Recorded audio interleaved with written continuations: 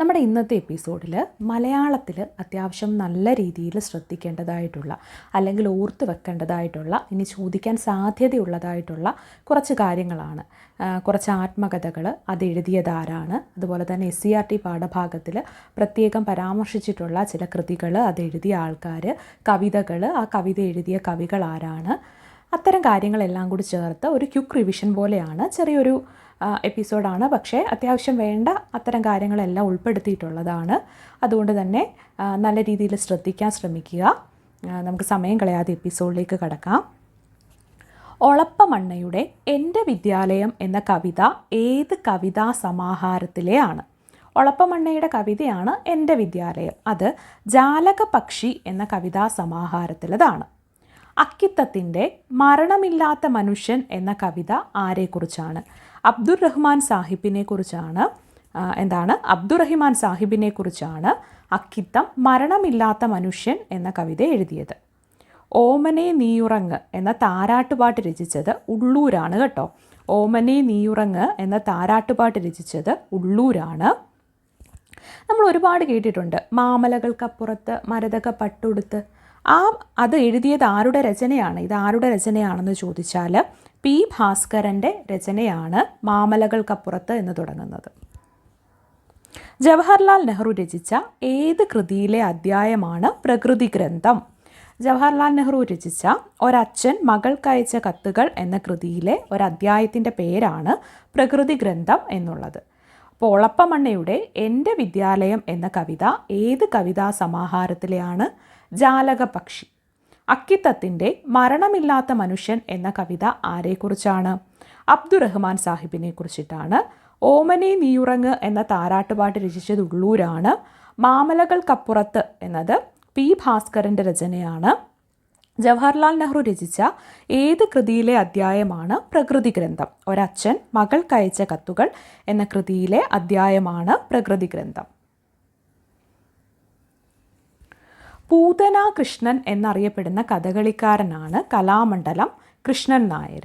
മരങ്ങൾ നട്ട മനുഷ്യൻ എഴുതിയത് ജീൻ ഗിയാനെയാണ്. മരങ്ങൾ നട്ട മനുഷ്യൻ എഴുതിയത്.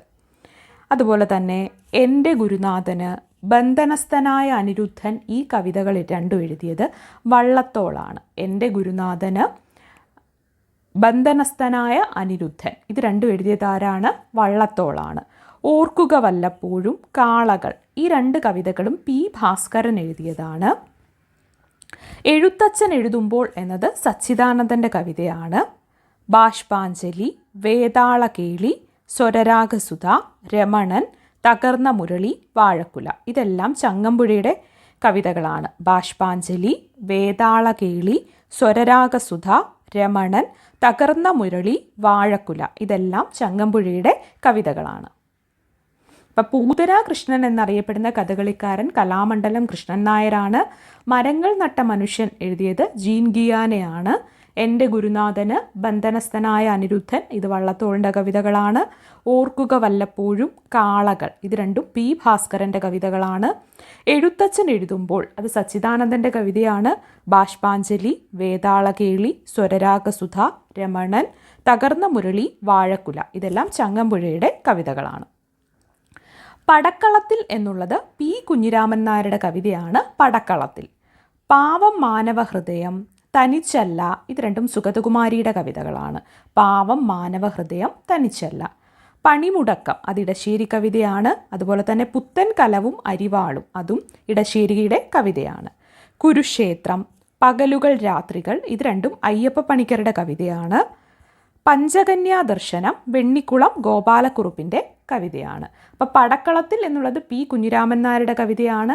പാവം മാനവ ഹൃദയം, തനിച്ചല്ല, രണ്ടും സുഗതകുമാരിയുടെ കവിതയാണ്. പണിമുടക്കം, പുത്തൻ കലവും അരിവാളും, ഇടശ്ശേരി കവിതയാണ്. കുരുക്ഷേത്രം, പകലുകൾ രാത്രികൾ, അയ്യപ്പ പണിക്കരുടെയാണ്. പഞ്ചകന്യാ ദർശനം, വെണ്ണിക്കുളം ഗോപാലക്കുറുപ്പിൻ്റെ കവിതയാണ്. അതുപോലെ തന്നെ ഇനി ആത്മകഥയാണ് നമ്മൾ നോക്കുന്നത്. ONV കുറുപ്പിൻ്റെ ആത്മകഥാംശമുള്ള രചനയാണ് ഏത്? പോക്കുവെയിൽ മണ്ണിലെഴുതിയത്. പോക്കുവെയിൽ മണ്ണിലെഴുതിയത്. ചിദംബര സ്മരണകൾ ആരുടെയാണ്? ബാലചന്ദ്രൻ ചുള്ളിക്കാടിൻ്റെയാണ് ചിദംബര സ്മരണകൾ. സ്ത്രൈണം എന്നുള്ളത് കലാമണ്ഡലം കൃഷ്ണൻ നായരുടെ ആത്മകഥയാണ്. എൻ്റെ ജീവിതകഥ അതാണ് AK ഗോപാലൻ്റെ AKGയുടെ ആത്മകഥയാണ് എൻ്റെ ജീവിതകഥ. 101 കഥ അത് അക്കാമ ചെറിയാൻ്റെ ആത്മകഥയാണ്. അതുപോലെ ആത്മകഥ എന്ന പേരിൽ ആത്മകഥ എഴുതിയിട്ടുള്ളത് EMS, KR Gouriamma, Sardar KM Panicker. ആത്മകഥ എന്ന പേരിൽ ആത്മകഥ എഴുതിയിട്ടുള്ളത് ആരൊക്കെയാണ്? EMS Namboodiripad, KR Gouriamma, Sardar KM Panicker. ജീവിതത്തിൽ ഒരേട് എന്നത് തകഴിയുടെ ആത്മകഥയാണ്. ഞാൻ എന്ന ആത്മകഥ NN പിള്ളയുടെയാണ്. തിരനോട്ടം കലാമണ്ഡലം രാമൻകുട്ടിയുടെയാണ്. ജീവിതവും ഞാനും എന്ന ആത്മകഥ K സുരേന്ദ്രൻ്റെയാണ്. അമ്മയാണ് സത്യം അത് ബാലചന്ദ്ര മേനോൻ്റെ ആത്മകഥയാണ്. പോക്കുവെയിൽ മണ്ണിലെഴുതിയത് ONV കുറുപ്പ്.